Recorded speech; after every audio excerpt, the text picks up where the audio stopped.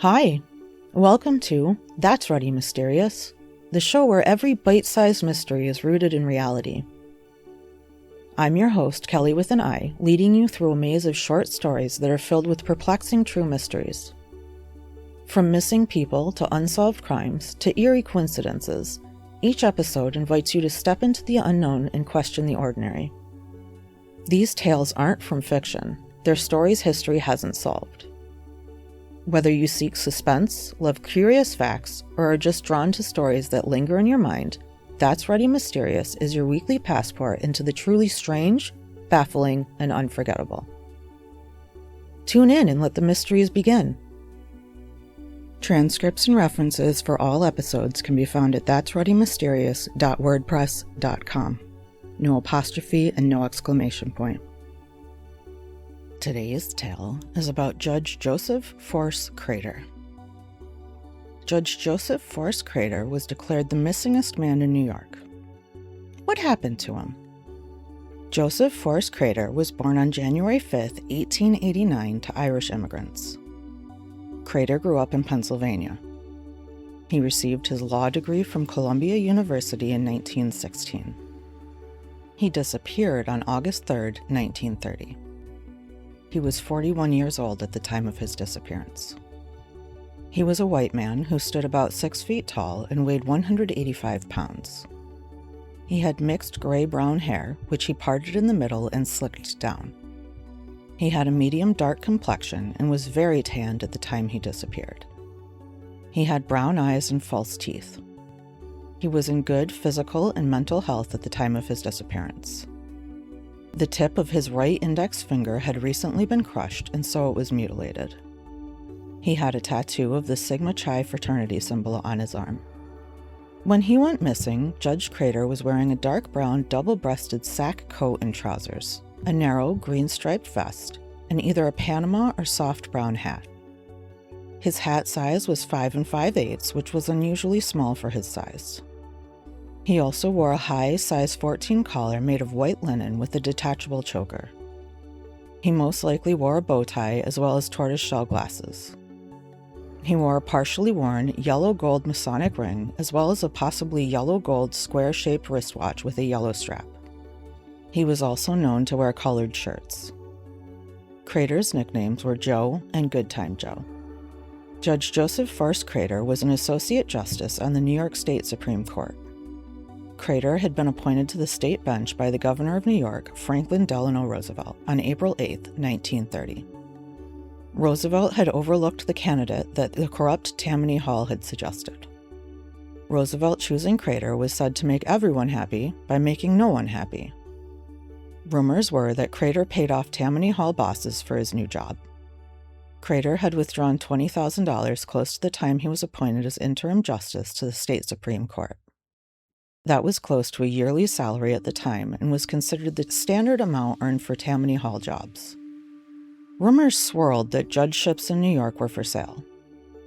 However, some reports say this $20,000 was used to become a receiver for a bankrupt hotel in New York City. A year later, that building was sold to a mortgage firm for $75,000.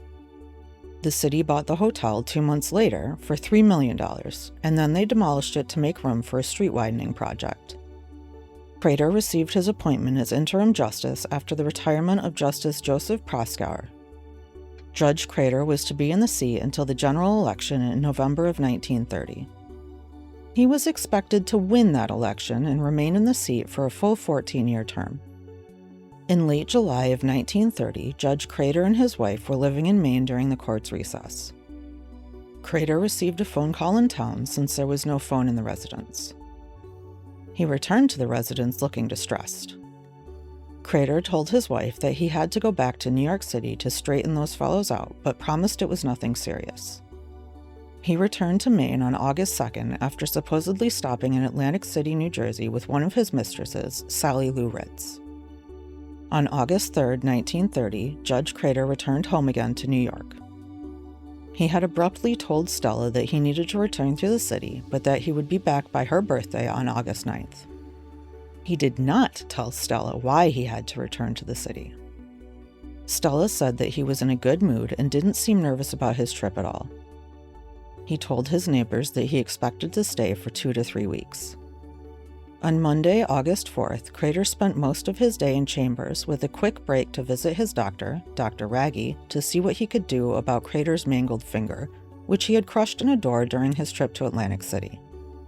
That night, Crater went to see the spicy comedy Ladies All with his friend William Klein. Klein was a lawyer who represented the theater and its owners.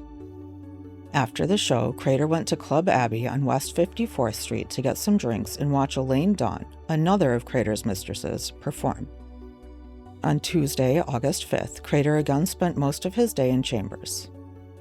He left to have lunch with fellow Supreme Court Justices Alfred Frankthaler and Louis Valente. That night, he went to Dr. Raggy's home on West 11th Street for dinner and some poker. On Wednesday, August 6th, Crater spent 2 hours at his office in the morning. Joseph Mara, Crater's court attendant, said that Crater had spent his morning filling briefcases and file folders with documents. He also said that Crater destroyed various documents and moved some portfolios to his Fifth Avenue apartment and wrote 2 checks totaling $5,150 for Mara to cash. Crater was also visited by lawyer Simon Rifkind. It's not known what they discussed. Crater and Mara then took a cab to Crater's apartment, and Mara left the documents there. Crater then told his secretary, Fred Johnson, that he was going to Larchmont Shore Club for a swim, but instead he went to Epicure Restaurant on Stone Street and had a fast lunch with lawyer Martin Lippman. Crater also made a short call to lawyer Reginald Isaacs to talk about a case and to discuss the $1,000 that Isaacs owed Crater. In the early evening of August 6th, Crater went to Arrow Ticket Agency at 1539 Broadway Street to buy tickets for Dancing Partner at the Belasco Theater that night. Crater then went to eat at Billy Hawes Chop House on the 300 block of West 45th Street in the borough of Manhattan. He ate with William Klein and Sally Lou Ritz. Crater had a lobster cocktail, chicken and vegetables, and some pie. Crater left Billy Hawes Chop House around 9 or 9:15 p.m. after the play started. His dining partners said that they saw him walk down the street outside of the restaurant. Some witnesses claimed that he hailed a tan-colored taxi on West 45th Street and headed in the opposite direction as his apartment. This was later determined not to be true. No taxicabs reported picking him up. Crater's dining partners said that they thought he was on his way to see the play. On Monday, August 7th, the maid came to clean the Crater's Fifth Avenue apartment and nothing seemed wrong. The bed was slept in and the suit Crater had worn on Wednesday morning was set out for cleaning. By Monday, August 11th, Stella started getting worried. Her husband had not returned to Maine yet. Her birthday had come and passed without any sign of him, although she did receive the red canoe he had bought for her. Stella called their Fifth Avenue apartment and got no answer. Then she called Simon Rifkind to see if he knew where Crater was. Rifkind called around to some places that Judge Crater frequented in Saratoga, Montreal, and possibly Toronto. Despite not having heard from Judge Crater, he then sent Stella a telegram saying that everything was fine. August 16th arrived, and Stella still hadn't heard from Joseph, so she really started worrying. She called their chauffeur, Fred Collar, to ask him to look for Crater. At the Crater's Fifth Avenue apartment, Collar found a pile of unopened mail. He sent a telegram to Stella saying everything was fine.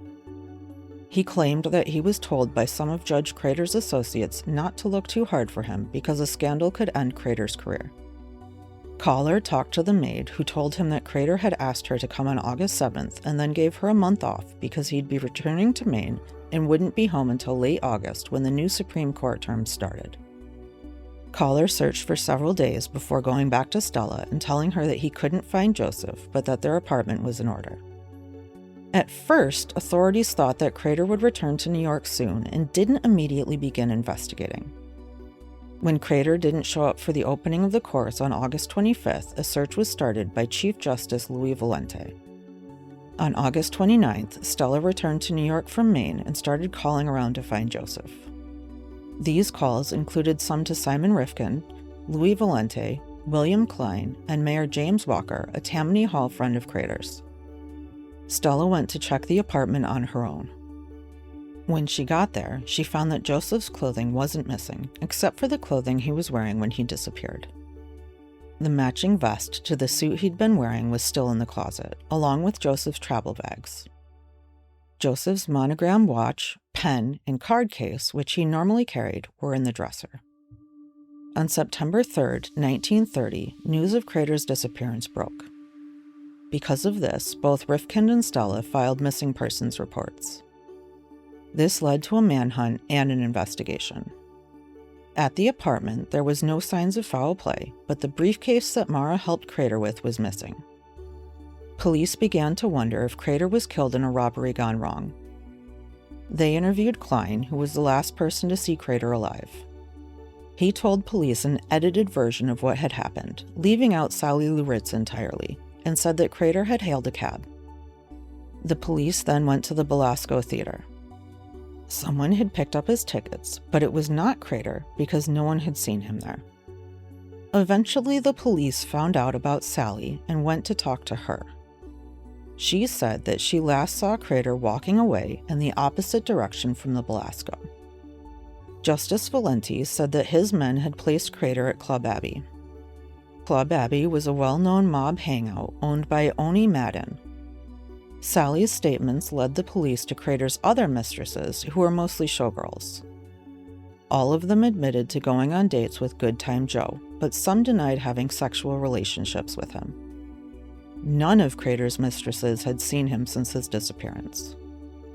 Judge Crater's suspicious behavior in the days leading up to his disappearance led some to believe that he had fled the country with a mistress or been the victim of foul play. Whatever happened to him, people coined the term pulling a Crater to describe people who disappeared without a trace. Comedians used the case in their routines, saying things like, "Judge Crater, call your office." Stella received a ransom letter, postmarked September 4th, demanding $20,000 for the safe return of her husband. In October of 1930, almost 2 months after he disappeared, a grand jury was convened to answer the question of what happened to Crater. The jury members had a list of 29 questions sent to Stella, in which her answers were succinct. She said that she didn't know anything about Crater's work, her marital finances, or anything else. She said that she didn't know Crater was missing until August 25th, 2 weeks after her call to Simon Rifkind. She also said that she hadn't gotten any money since Crater's disappearance, which wasn't true. Rifkind had been cashing Crater's paychecks for Stella and had given her a personal loan. The grand jury didn't like her answers and issued subpoenas to compel her to testify. Stella fled to Maine and didn't return until the following year. The grand jury met 45 times, interviewed 95 witnesses, and compiled 975 pages of testimony. On November 7, 1930, they issued their final report saying there was not enough evidence to warrant an opinion on whether Crater was alive or dead, or if he left voluntarily. On January 18, 1931, Stella moved back to New York City. Not long after moving back into their Fifth Avenue apartment, Stella reported finding 4 envelopes in the dresser. The envelopes had her initials on them. The first envelope had $6,619 in cash, $2,600 worth of checks Crater had signed and made payable to himself, and 3 endorsed third-party checks totaling $521. The second envelope contained 4 life insurance policies on Crater's life totaling $30,000, with Stella listed as beneficiary. Authorities knew about 3 of these policies. The third envelope had Crater's will, written in 1925, leaving Stella everything he had. The fourth envelope contained a 3-page list written in Joseph's handwriting of people and companies that owed him money. This list was intended for Stella and was signed Love Joe. This is all confidential. At the end of the list, it also said, "He will pay you."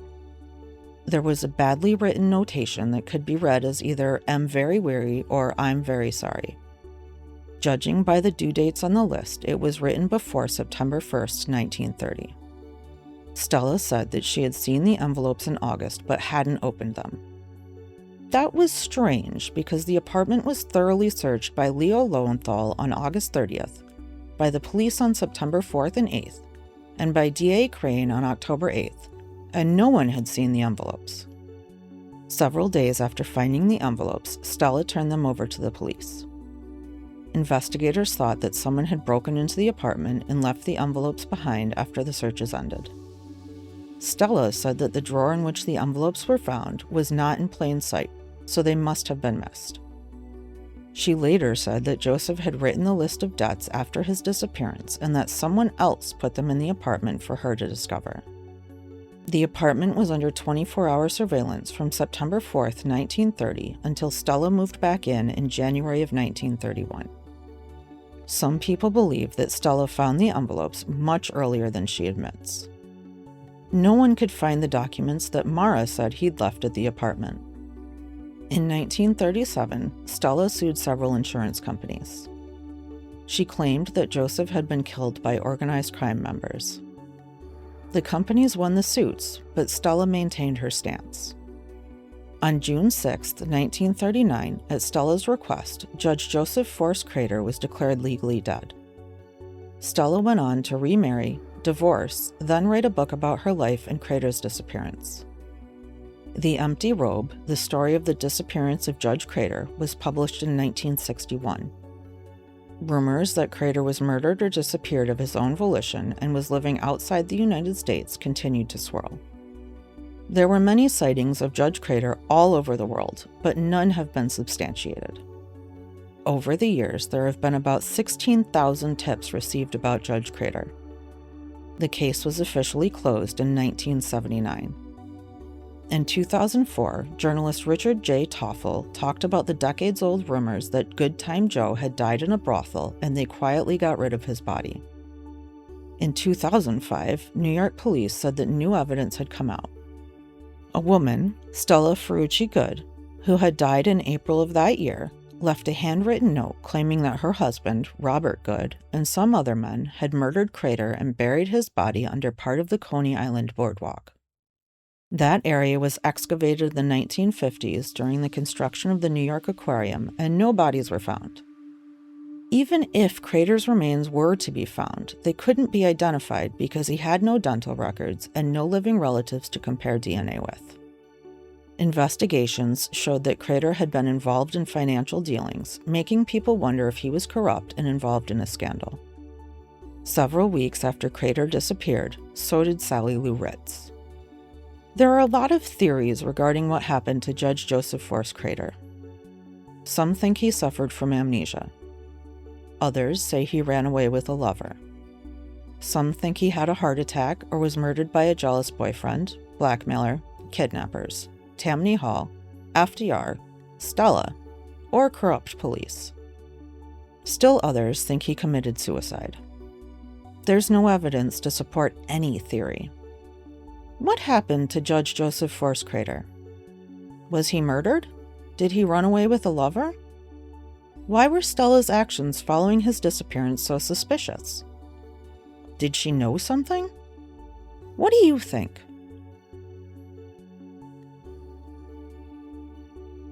Thank you for joining me on our adventure through today's mystery. The stories that That's Ready Mysterious covers are often stranger than fiction. If you enjoyed today's tale, subscribe to make sure you never miss a story that challenges the ordinary and reveals the mysterious.